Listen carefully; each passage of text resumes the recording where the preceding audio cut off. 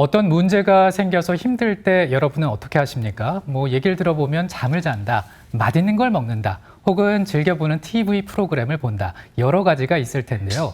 근데 이런 방법은 어떨까요? 내 마음을 알아줄 누군가에게 고민을 털어놓는다. 와, 정말 듣기만 해도 마음이 가벼워지는 것 같습니다. 네네. 바로 이게 공감의 힘이라고 생각이 되는데요. 내 마음을 알아주는 것만큼 힘이 되는 게 없을 것 같습니다. 네. 충북에 일하는 엄마들, 이른바 워킹맘이 모여서 공감과 소통의 장을 2박 3일 동안 워크숍이 열렸는데요. 바로 이곳을 다녀오신 분들이 있습니다. 네, 오늘 이와 관련한 얘기를 좀 나눠보겠습니다. 도움 말씀을 위해서 스튜디오에 충북여성 새로 일하기 지원본부의 오경숙 본부장, 그리고 워크숍에 참여한 여성 근로자를 대표해 나온 행복맘 서하나 씨 나오셨습니다. 안녕하십니까? 안녕하세요. 자, 충북 여성 일하기 지원본부 많이들 알려져 있고 알고 계시는데요. 일자리가 필요한 여성들을 위해서 또 일하기 좋은 일터 환경을 만들고 인력이 필요한 기업에 좋은 인력을 양성해서 여성을 지원하는 일을 도맡고 있습니다. 이번에 충북 여성 일하기 새로 일하기 본부, 여성 일하기 새일본부가 주최로 충북 도내 여성 근로자들이 워크숍을 다녀왔다고 하던데요. 어떤 내용일까요? 여성들이 결혼, 출산, 육아로 인해서 경력이 단절되는 기간이 통계적으로 한 8.4년 정도 됩니다. 그런데 경력 단절 이후에 예전의 직장의 수준으로 돌아가기가 현실적으로 되게 어려운 상황이고요. 네. 그러다 보니까 사실은 경력 단절 이후에 취업 지원도 중요하지만 아예 경력 단절 함정에 빠지지 않도록 사전에 예방하는 것도 중요하고요. 특히 임신, 출산, 육아기에는 이 고민들을 제일 많이 하고 있기 때문에 이 여성 당사자들을 위한 프로그램을 기획했었고요. 지난달 말에 저희들이 2박 3일 제주도로 워크숍을 좀 다녀왔습니다. 네. 그리고 지금 말씀하신 오경숙 본부장님 옆에 워크숍에 참가한 여성 근로자 한 분이 나와 계십니다. 먼저 본인 소개를 좀 해주실까요? 안녕하십니까. 저는 15살 질풍노도의 시기를 보내며 중2를 보내고 있는 딸아이와 그런 언니를 졸졸 따라다니면서 귀찮게 구는 7살 딸아이를 키우면서 직장생활과 가정생활을 투잡으로 뛰고 있는 서하나라고 합니다. 네. 반갑습니다. 반갑습니다. 네, 투잡을 뛰고 있다라고 표현을 하실 정도로 아이를 키우는 일과 직장 생활을 병행하는 일이 쉽지만은 않을 것 같아요. 네. 이번 워크숍에 참여해야겠다라고 마음먹은 계기가 있을까요? 사실 제 나이가 되면 누구나 겪게 되는 제2의 사춘기라는 것이 있는데요. 그런 시기를 겪다 보니까 생각보다 너무 많이 방황을 하게 되더라고요. 마침 그 시기에 이 좋은 일 행복맘 워크숍을 알게 돼서 제가 오롯이 고즈넉하게 다른 거 다 팽개치고 저만을 바라볼 수 있는 시간이 될 것 같아서 뒤도 안 돌아보고 참가 신청을 했습니다. 네. 근데 이제 얘기를 좀 들어보니까 워크숍 기간이 평일이던데 지금 직장 생활 하시잖아요. 네. 회사에는 뭐라고 말씀을 하셨나요? 직장은 사실 말씀을 드렸는데 네네. 생각보다 제가 걱정했던 것보다 굉장히 흔쾌히 다녀오라고 얘기를 해주셨고요. 네. 저뿐만이 아니라 다른 두 분의 같은 워킹맘들이 있었는데 셋이서 같이 즐겁고 행복하게 다녀오라고 하시면서 비용에 대한 지원도 아끼지 않으셨습니다. 근데 사실 막상 가고 보니까 저희 같은 케이스는 굉장히 흔치가 않았어요. 다들 뭐 개인적인 사유를 들어서 개인 휴가를 쓰면서 그 직장에 말씀을 하고 오신 분들도 있었고 또 그 떠나기 전날까지도 꼭 가야 돼? 거길 꼭 가야 되는 거니? 라는 말을 들어가면서 본인이 비워둬야 될 이틀의 시간을 마무리 짓고 와야 되는 그런 사람도 있었고 다들 엄청나게 따가운 눈총을 받고 좀 많은 짐을 짊어지고 온 친구들이 많았습니다. 자, 어떤 그 프로그램이 2박 3일 동안 그 진행이 됐는지 소개를 좀 부탁드리겠습니다. 네. 어쨌든 일상에서 벗어난 제주도가 갖고 있는 힐링의 기회도 있었고요. 네. 사실은 같은 고민을 하고 있는 워킹맘을 만나는 것 자체가 위로가 되는 시간이었습니다. 네. 그러니까 당사자로서 뭐 중심을 잡을 수 있는 게 가장 중요하다라고 생각이 들어서 저희들이 사실은 다양한 프로그램을 준비했는데요. 일과 육아로 번아웃된 자신을 좀 만나볼 수 있도록 오늘 진짜 내 마음을 만났습니다. 이 저자 홍성향 작가와의 공감 토크가 첫 프로그램으로 진행되었고요.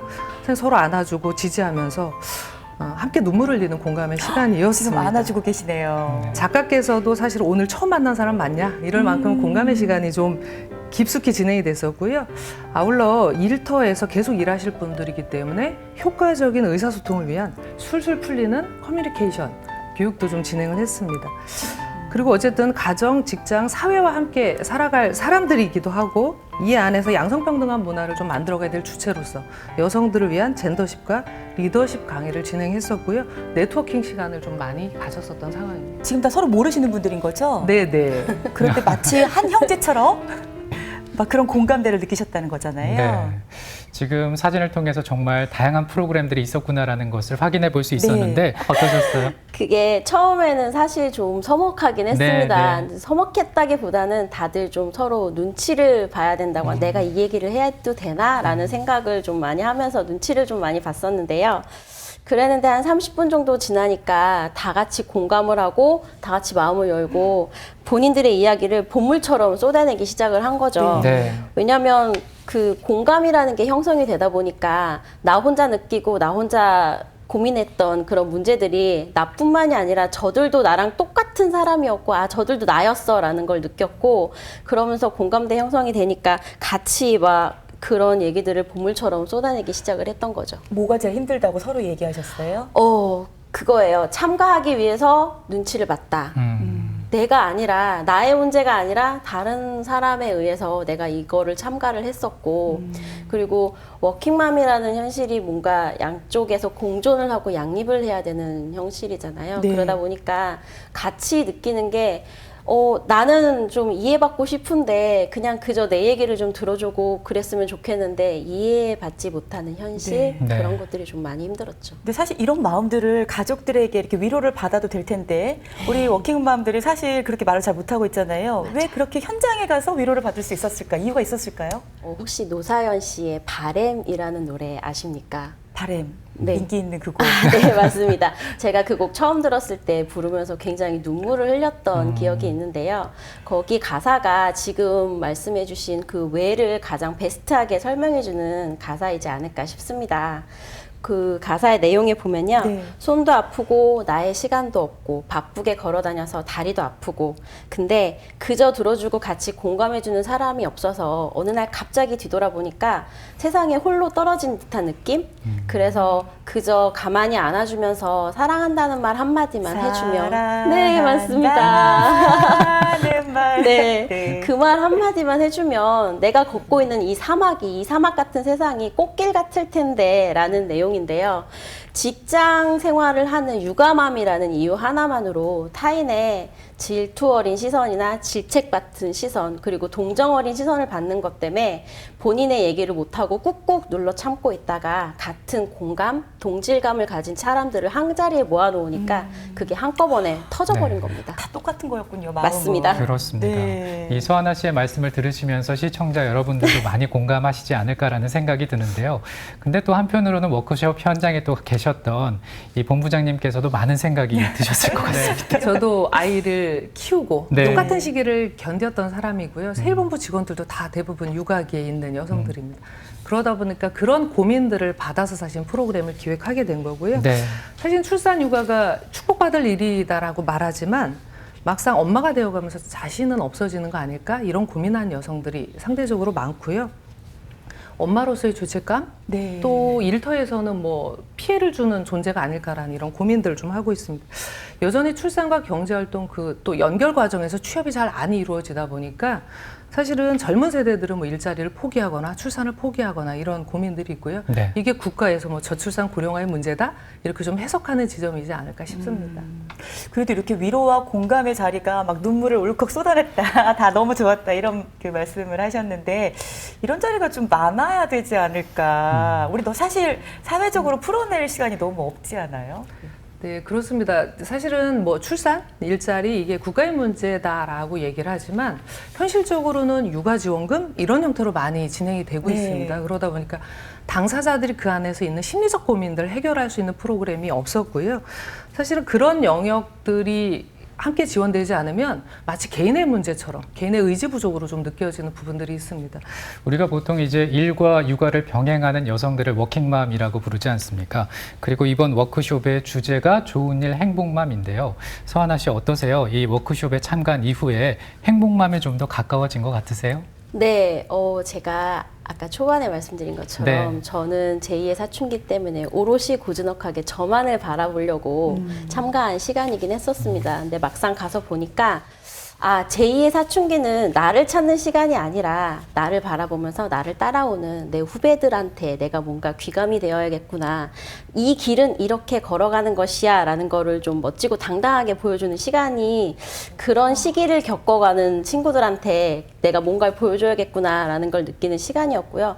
실상 저희가 그 이후에 계속 모임을 좀 지속적으로 하고 있는데요. 네. 한 친구가 그러더라고요.